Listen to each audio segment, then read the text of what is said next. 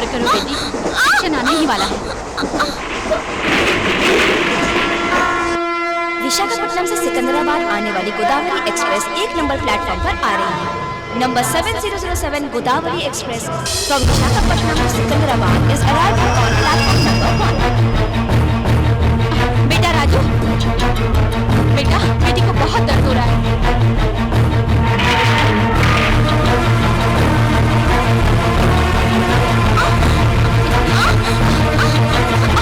आराम से mummy,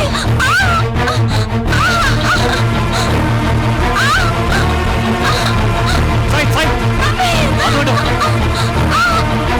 mummy,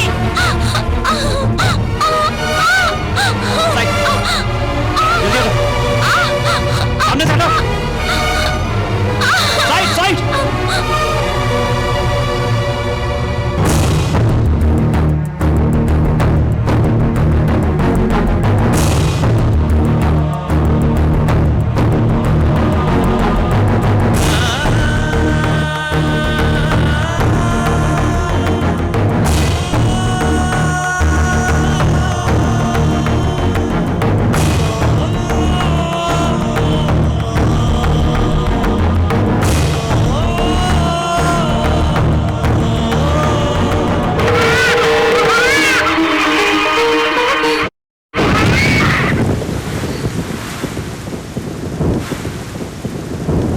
अरे वाह, मेरा बच्चा एकदम सोने जैसा है।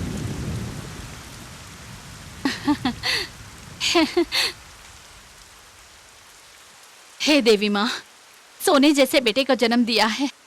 देखो रंजनी, बिल्कुल तुम पर गया है। देखो रंजनी, सबके सामने खुद का नाम मत बिगाड़ बेटी। इसलिए तो पैदा होते ही बच्चे को कचरे के पेटी में फेंकने के लिए कहा था। अब तुम सिर्फ मेरी बेटी ही नहीं, इस बच्चे की माँ भी हो। नो, उस कुली के बेटे को देखते ही मुझे एलर्जी सी होती है। छूने के लिए मुझे घिन आ रहा है। इसे मेरे पास से हटाओ, वरना मैं खुद इसका गला घोट के मार दूंगी। ऐसा नहीं कहते बेटी। लक्ष्मी जी, पत्थर को औरत के रूप में बदलने वाले भगवान रामचंद्र भी इस पत्थर दिल को नहीं बदल सकते। अपने जिगर के टुकड़े को अपने से दूर करने वाली औरत, अपने पति की कद्र न करने वाली औरत को माँ होने के नाते आप माफ कर सकती हैं, लेकिन मैं नहीं कर सकता। तेरे बाप ने तुझे ये दौलत देने के लिए कहा था। ये बच्चा मेरी दौलत है। पति के बदले पैसे के साथ संसार बसाओ, बच्चे के बदले प्रेस्टीज को दूध पिलाकर बड़ा करो। बेटे राजू रुक जा। नहीं दादी माँ, इसकी कोख से जन्म लिया तो क्या, पर इसकी परवरिश एक कुली करेगा। बेटा, छोटी बच्ची ने गुस्से में आकर जो कुछ भी कहा उसका बुरा मत मानो। छोटी बच्ची? छोटे से बच्चे का गला घोटकर मारना चाहने वाली एक छोटी बच्ची है? नहीं, ये जानवरों से भी बदतर है और माँ होते हुए भी एक बांझ की तरह है। आप सोच रही थी कि आपकी घमंडी बेटी माँ बनेगी तो सुधर जाएगी। आपने इस कुली के पास आकर विनती की थी। जिसे खुद अपने बच्चे की कद्र नहीं, ऐसी औरत मुझे नहीं चाहिए। मम्मी, उस दिन डॉक्टर के सामने ये सब कुछ देवी माँ की महिमा है कहा था ना, मतलब ये तुम्हारी महिमा थी। अच्छा, उस कुली को सपोर्ट किया तुमने? कौन है कुली? असल में तू है। तू है कुली वाली।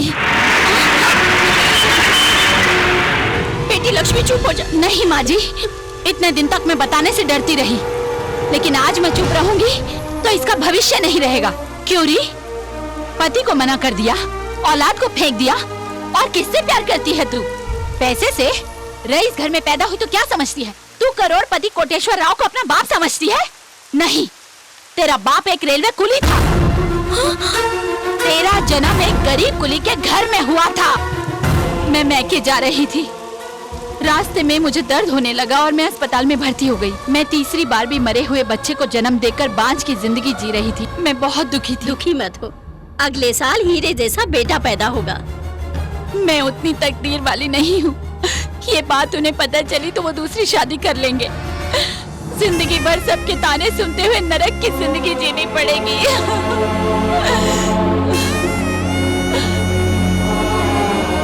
इसे आप अपनी ही बेटी समझिए।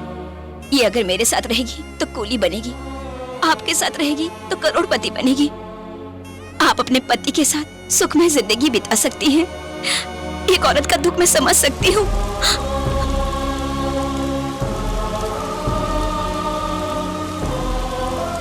एक लिपस्टिक के लिए। तुम्हारे रेल रोकने के कारण मरने वाली पार्वती ही तुम्हारी माँ थी। जिस लाश के रहने पर तुम ट्रेन में सफर करने से मना कर रही थी, वही पार्वती तुम्हारी सगी माँ थी।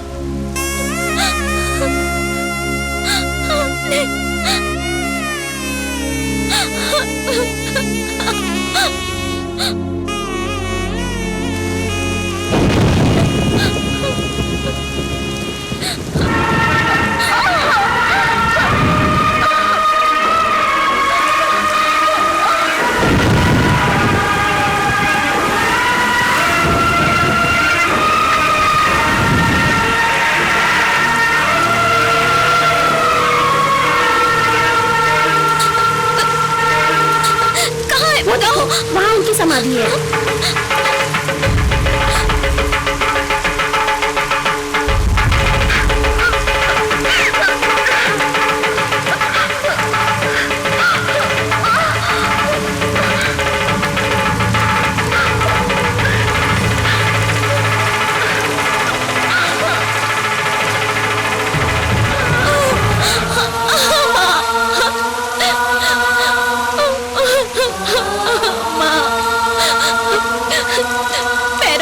माफी मांगने का योग्य न होने की वजह से यहाँ आकर माफी मांग रही हूँ माँ, मुझे माफ कर दो।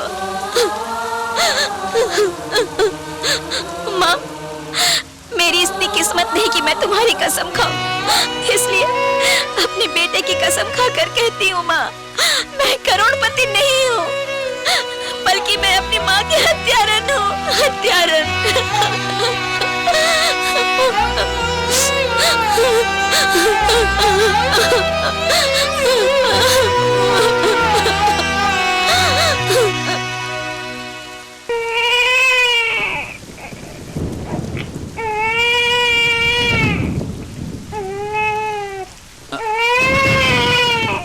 आ रहा हूँ बेटा।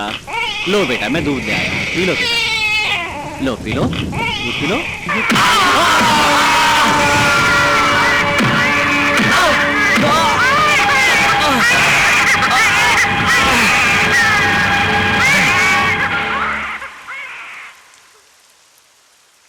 रंजनी, बेटी रंजनी, अम्मी बच्चे को जन्म दिया है। रंजनी, बेटी रंजनी, तुम अपने बेटे को अपना सको इसलिए सच बोला मैंने, तुम्हारा दिल दुखाने के लिए नहीं बेटी।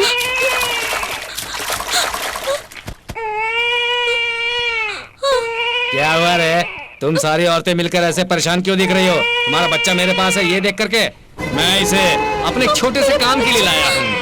तुम्हारे बाप की वो लॉकर की चाबी उस कुली ने तुम्हें दी है ना? वो सिंगापुर लोकल की और पैसे गहने लेकर बंद हुए तुम्हारे गोडाउन में आना है। याद रखना, अकेले आना और जल्दी आना।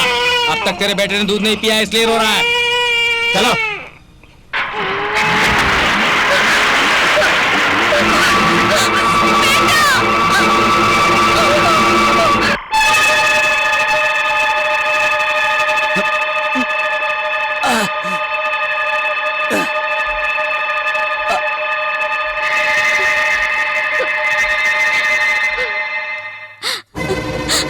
सुनो जी, वो रंगाराव पैसों के लिए हमारे बच्चे को उठा कर ले गए।